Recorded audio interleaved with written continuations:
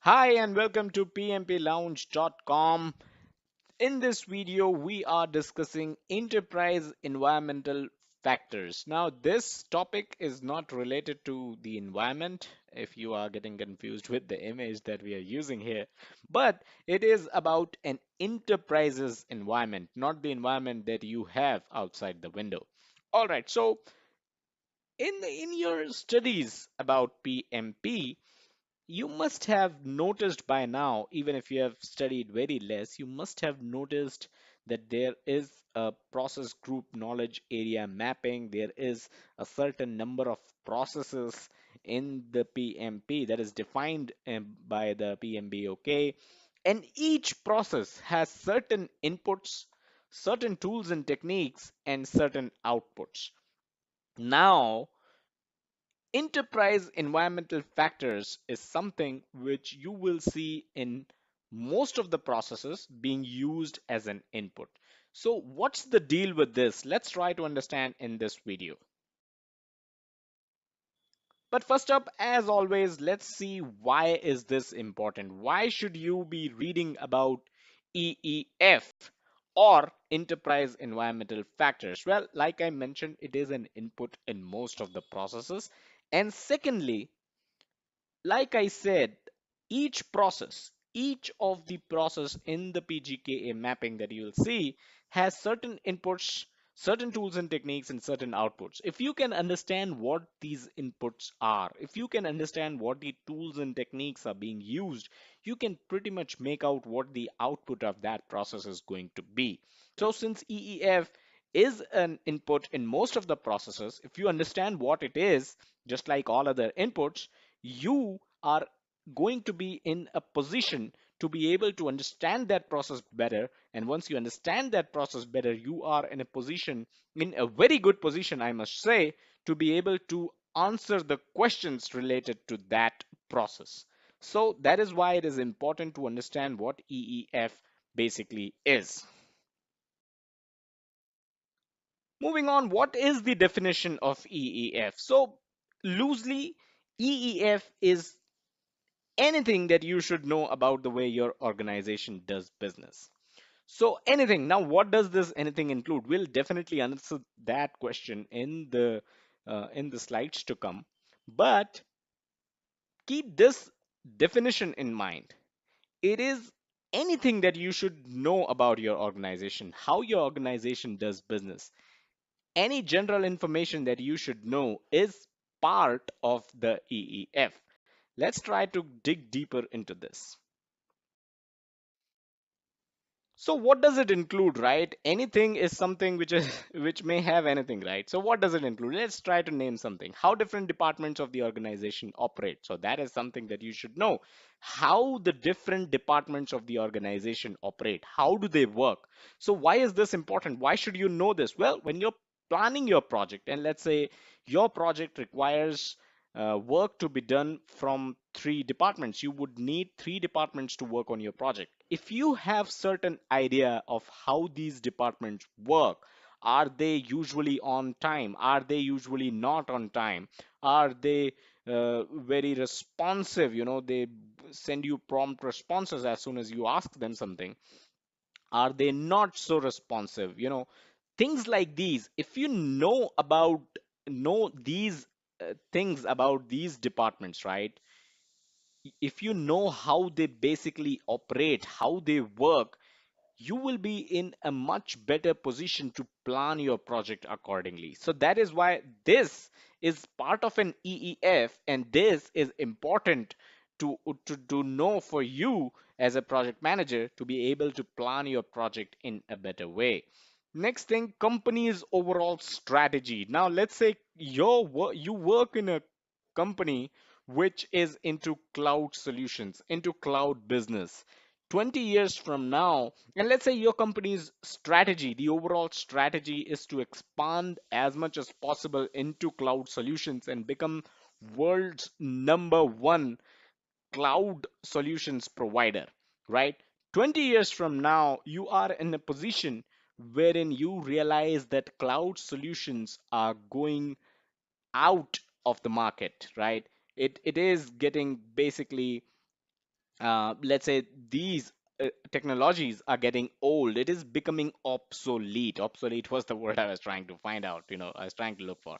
So if cloud solutions are getting obsolete in 20 years time, and your company's overall strategy is to be the number one cloud solutions provider, it is time for you to kind of give certain ideas and certain suggestions to the higher management on the kind of projects you are handling, because you do realize that cloud is getting obsolete, right? Or let's say cloud is not getting obsolete, right? And your company is coming up with a project in some different domain, let's say in mobile solutions domain.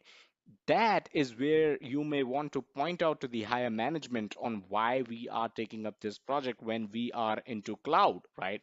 So, as a project manager, if you know what the overall strategy of the company is, you will be in a better position to handle your projects, to manage your projects, and to be able to kind of suggest to the higher management, and to be able to manage your team in a way that the overall strategy of the company is being followed. Or if the strategy is something which is getting obsolete, getting outdated, you may want to look into ways of how you can help your company to revise their strategy, right?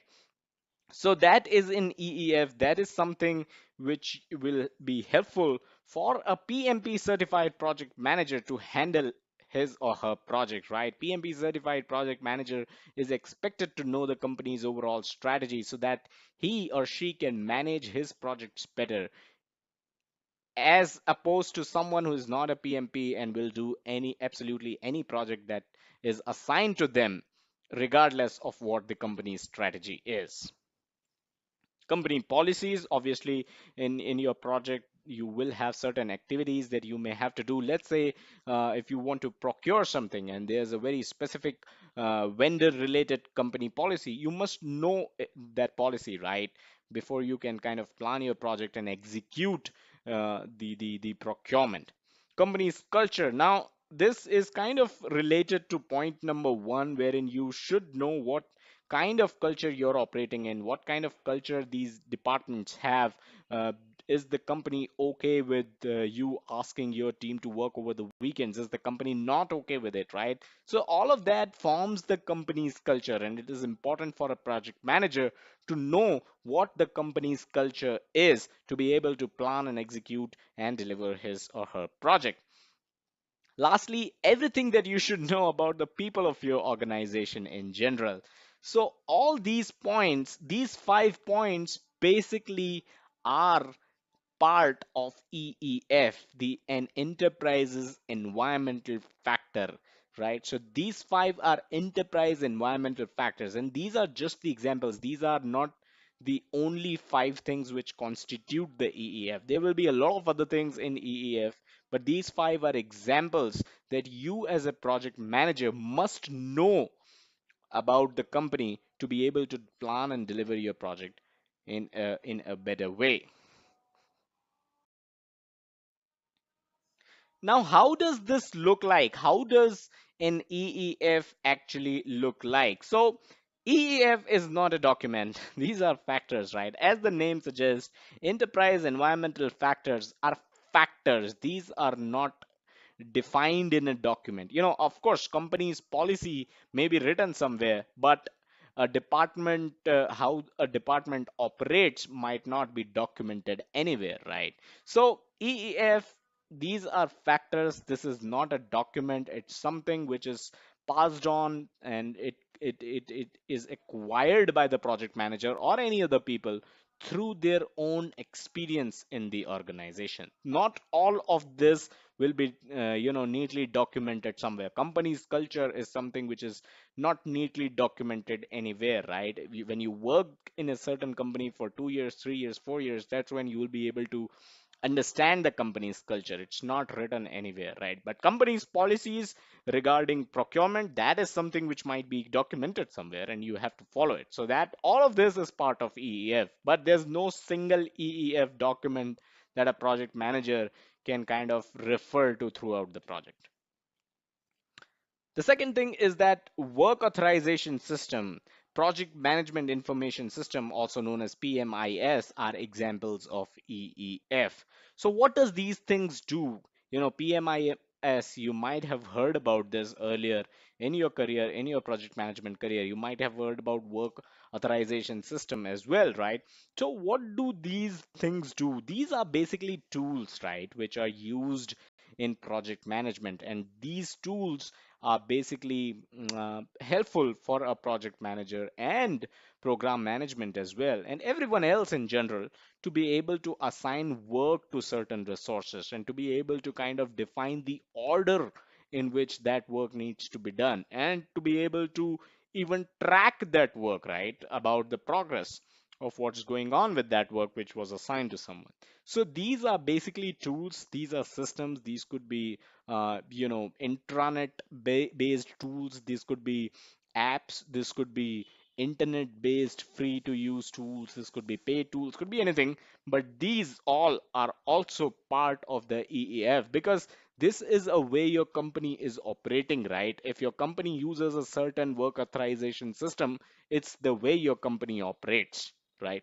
So to in a nutshell, the key takeaway from this slide is to understand that EEF is not a single document, but and EEF also not just involves the company's culture, which is not documented anywhere. It also involves companies' policies regarding anything. It could be regarding procurement, it could be regarding HR policies, right? So those could be documented somewhere.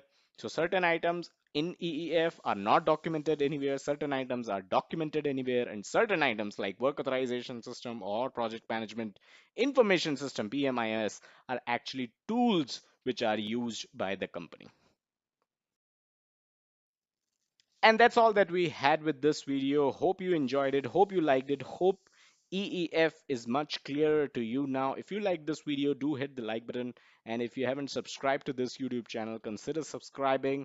Check us out on our social media, facebook.com/PMP Lounge and twitter.com/PMP Lounge. And as always, check out the website pmplounge.com, your number one free resource for PMP and project management industry news. Thank you.